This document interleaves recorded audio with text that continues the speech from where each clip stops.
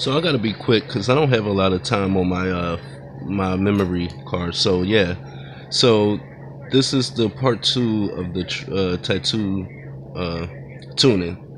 So I took apart the actual spring set off the tattoo machine for you. So pretty much what you want to do is you want it to, if depending on whether if you want a shader, color packer, or liner. This you can make any frame. It don't really matter. This is my opinion because you have this the binding post and you can change it to whatever you want it to be as far as the shader, color packer, liner, including with the long, thin. It can be thin, thick.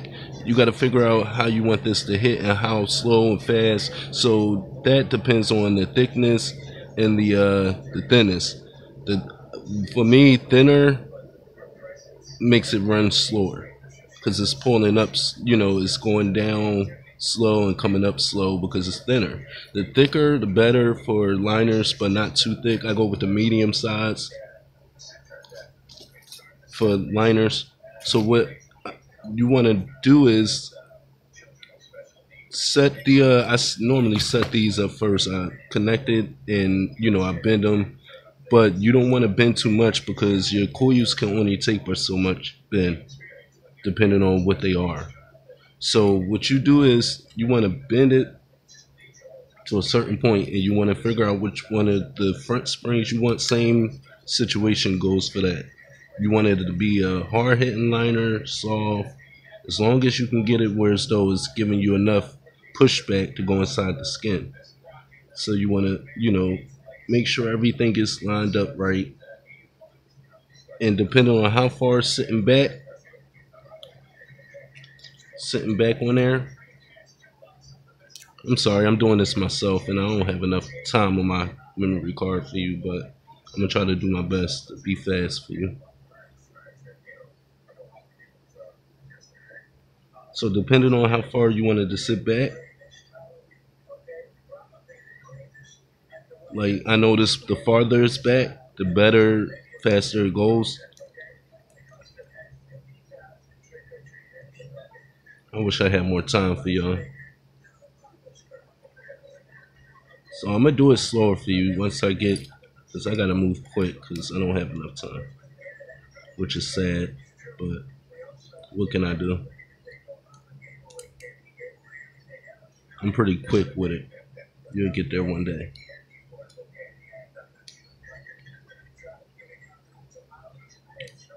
So I'm gonna screw this because I'll be like on the tuning videos, I'll be like, man, I wish they had shown me how much of that is sitting up, right? But it don't really matter. Like if you notice on each tuning video, they are covering this up, they're pushing down really fast so you can't study it. But I'm gonna back this all the way up off of it. Depending on how soft the back spring is, that's going to determine whether it's too hard or too soft. So this is a really, really soft back spring. I mean really soft. So I can have a lot more bend upwards, as you can see, than you normally should have on here. You can have a lot more with a softer spring upwards. Just know that. You can have a lot more space in between here with a softer spring.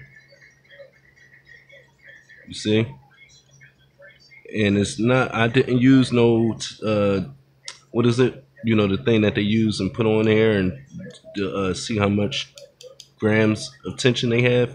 I don't use that. I just go off the spring because all springs are different. I think that tool can actually burn your coils out fast too, because if you're thinking like, oh, every gun has a certain amount of grams and you go to use that and the spring on the back is actually too soft, it's going to put too much tension on there because you're going to be having to keep on bending it up because that the reading on the tension gauge is going to be off. You're going to have 350 grams and it's going to be too much for too little for a soft spring. You understand. It's going to be too little. It ain't going to have enough. The tool, I don't use it per se. I use it by how much I do it little by little, and then I run it, hook it up, run it, and if it's too much, and I just take it around, I unscrew it, and I bend it down. If it's too much by my machine, I have a readout that tell you how hard it, the duty cycle and the speed. So I do it little by little, but depending on how hard your spring is, how thick it is in the back, you can push that up. You can have a little bit more tension on it. This is a really, really soft spring in the back. So I'm gonna put more up pressure because as you can see, if I was to plug this up, matter of fact, got it right here, I'll show you. It's gonna sound choppy. It ain't gonna sound like it's running smooth because it don't have enough up pressure. So I gotta tighten that too in the back. Yeah, it's not gonna have enough. Let's look at this. So can you hear it? That's because it don't have enough up pressure on it. Sounding choppy like that because it doesn't have enough up. You hear how horrible that sounds? That's how you tell if it has enough up pressure. You can tell, you can hear it. It don't have enough. You hear it? It doesn't have enough up pressure at all. Now watch. You heard it just then. I'm gonna turn this around and I'm gonna bend it up. Up. And I'm gonna turn it back around. You're gonna hear the difference. And I'm at 6.4 volts, as you can see. Can you see that? I don't know if y'all can see that. I'm at 6. I'm sorry, I'm doing this myself. It's really hard trying to videotape this on myself. You can hear it already. Look, watch. You're gonna hear the difference. All I did was bend it up more. You can hear it slowly sounding better. You hear that? This is a color packer because of the spring tension and stuff. And I'm at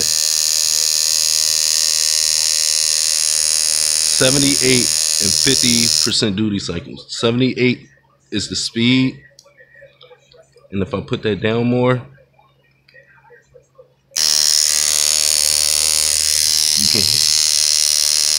you can hear it. It need more up pressure. That's how I go off of it. If you hear it and it sounds too choppy and too distorted, that's how you know if you ain't got enough up pressure.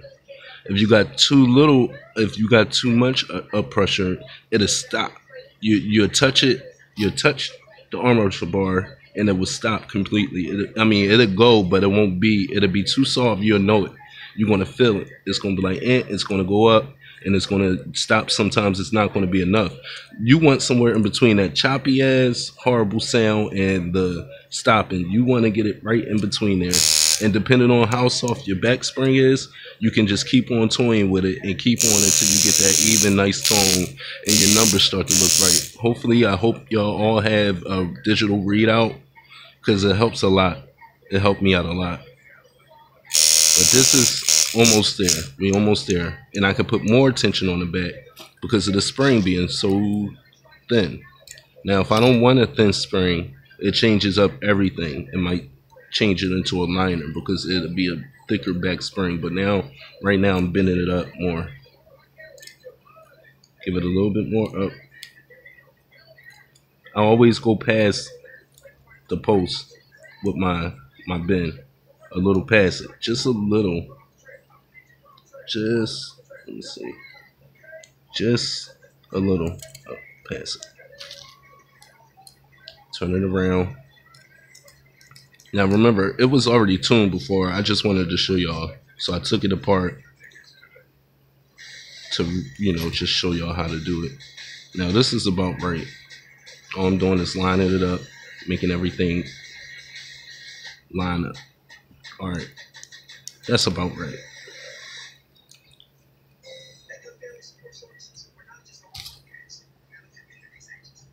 There you go.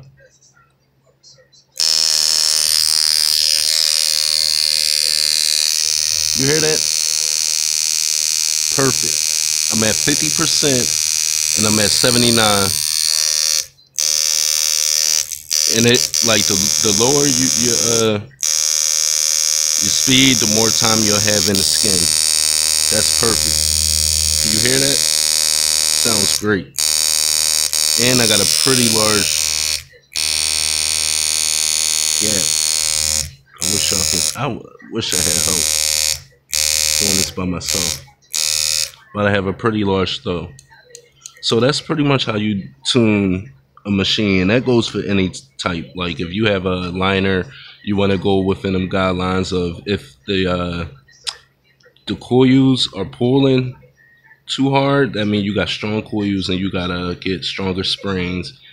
And depending on what you want, a liner, shader, color packer, you want softer, bendable for color packer, you want medium for shaders, and you want, not too thick, but kind of between a shader thickness back spring.